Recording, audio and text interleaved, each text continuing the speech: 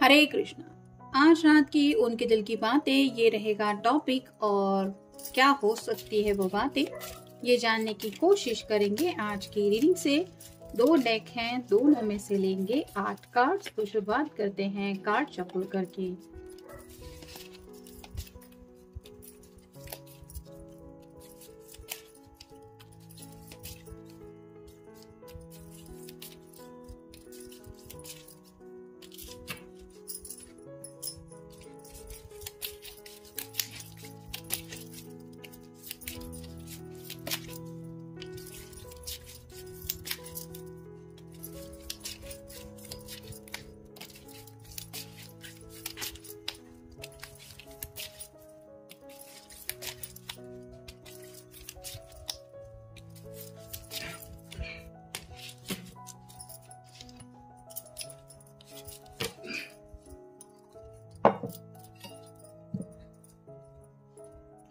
पहला जो कार्ड मिला है वो है 2 ऑफ सॉर्ड्स का। एयर साइन जेमिनी, लिब्रा या फिर एक्वेरियस। यहाँ पे क्रॉस में ये सॉर्ड्स लगी हुई हैं इस पर्सन के गर्दन के पास, जो बताती हैं कि नो कॉन्टेक्ट जोन में शायद आप दोनों हैं।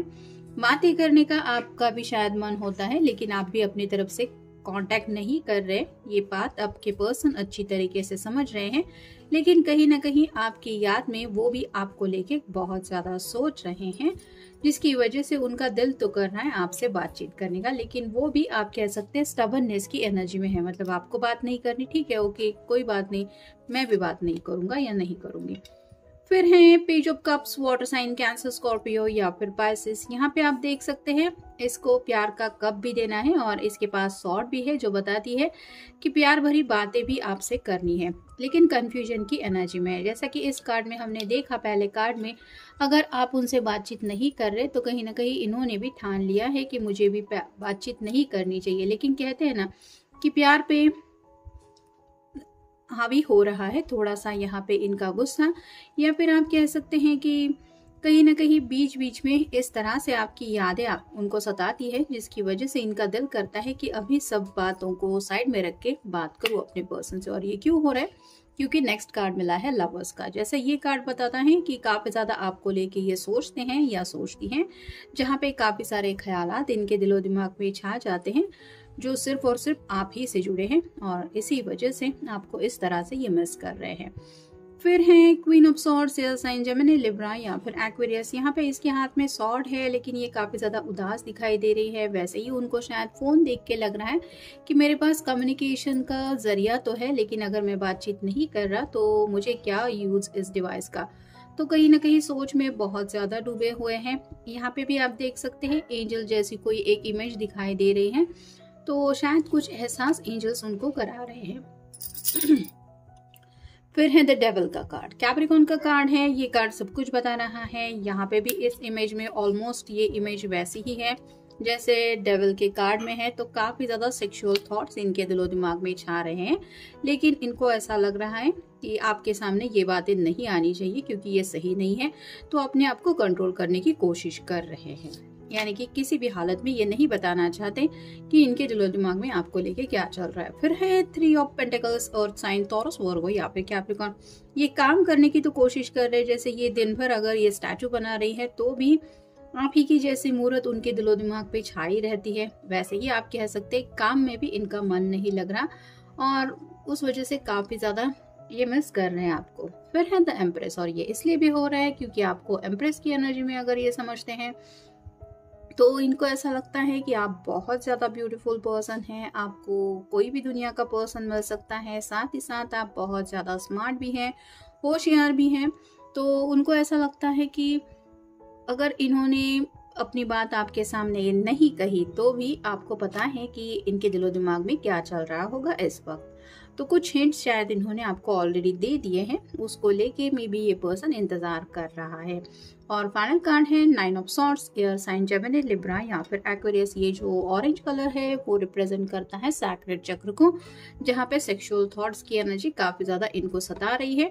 और यहाँ पे खिड़की के ऊपर जैसे ये सॉर्ड्स सभी लगी हुई है जो बताती है कि कम्युनिकेशन की दिक्कतें आ रही है उनको अपनी फीलिंग्स एक्सप्रेस करने में, जिस वजह से बेचैन थोड़े ज़्यादा हैं। जैसा कि आपको पता है जनरल कलेक्टिव रीडिंग है, ये किसी का भी पर्सनल रीडिंग नहीं है। तो आपकी सिचुएशन के साथ आपको जो कार्ड्स लगते हैं मैच हो रहे हैं, सिर्फ उन्हीं के ऊपर आपको ध्यान देना है। अब देखते हैं ओरेकल कार्ड्स हमें क्या बताते हैं। I will be here for you during your hard times, you can depend on me.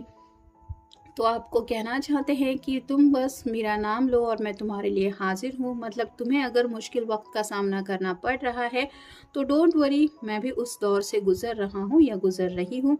बस मुझे याद करो, मुझे अच्छा लगेगा तुम अगर मुझसे कुछ कहोगे या कहोगी तो कहीं ना कहीं आपसे ये बातें भी कहने का उनका मन है। नेक्स्ट है you must always remember your happiness comes first. तो उनको ऐसा लगता है कि आपको सबसे पहले ये याद रखना चाहिए कि आपकी खुशियाँ या फिर आपका हैप्पीनेस सबसे पहले आता है। यहाँ पे उनको लग रहा है कि आप अच्छी तरीके से समझते हैं कि आपकी खुशी कहाँ पे है। मतलब वो भी चाहते हैं कि आप सब बातों को भुला के अगर कॉल करेंगे या मैसेज करेंगे तो आपको वो हैप्पीनेस मिल जाएगा, लेकिन आप शायद नो कॉन्टेक्ट जोन को इम्पोर्टेंस देते हुए अपने हैप्पीनेस को इग्नोर कर रहे हैं, ऐसा इनका कहना है। नेक्स्ट है live a life of least resistance, go with the flow and से यस टू ब्लेसिंग्स। तो गो विद द फ्लो यानी कि जिंदगी जैसे हमें आगे ले जा रही है वैसे ही आगे बढ़ना चाहते हैं, तो रुक गए हैं कहीं ना कहीं आप दोनों अगर किसी वजह से। तो ये चाहते हैं कि आप दोनों अपनी जिंदगी में जो खुशियां आ रही है उनको भी ब्लॉक कर रहे हैं, जो अच्छा नहीं है। नेक्स्ट है I just want to remind you of how strong and courageous you are, you got this.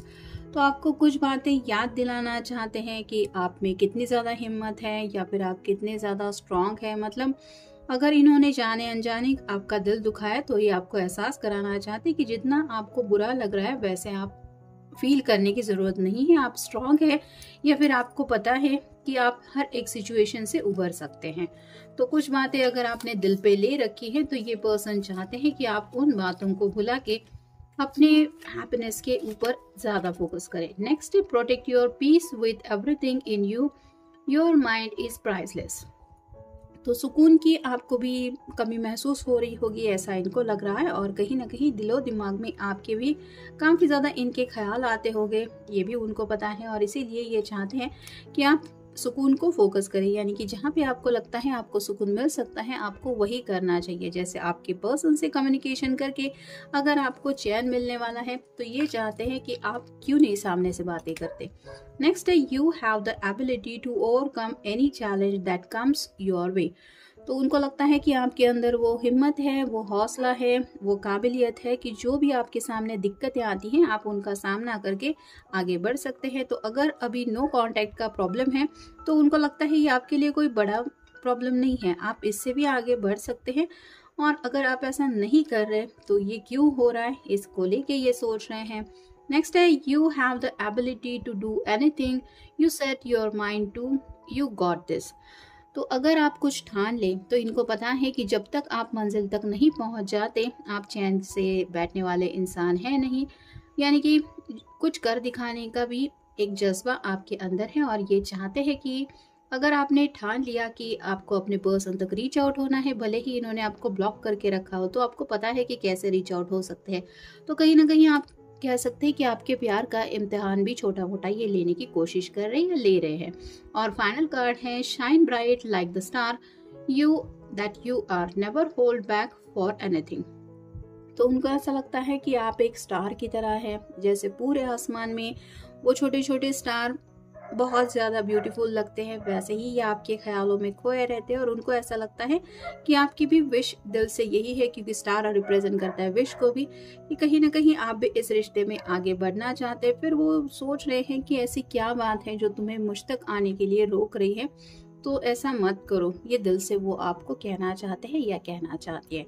तो ये था आज का रीडिंग। जैसा कि पता है अमित सुबह का रीडिंग करता है, दोपहर का रीडिंग भी उसी का होता है, ये रात के वक्त का भी उसका ही रीडिंग था, लेकिन आज किसी वजह से वापस मैंने आज रात के दिल की बातें की है। तो मिलेंगे नेक्स्ट रीडिंग में, टिल देन गुड नाइट।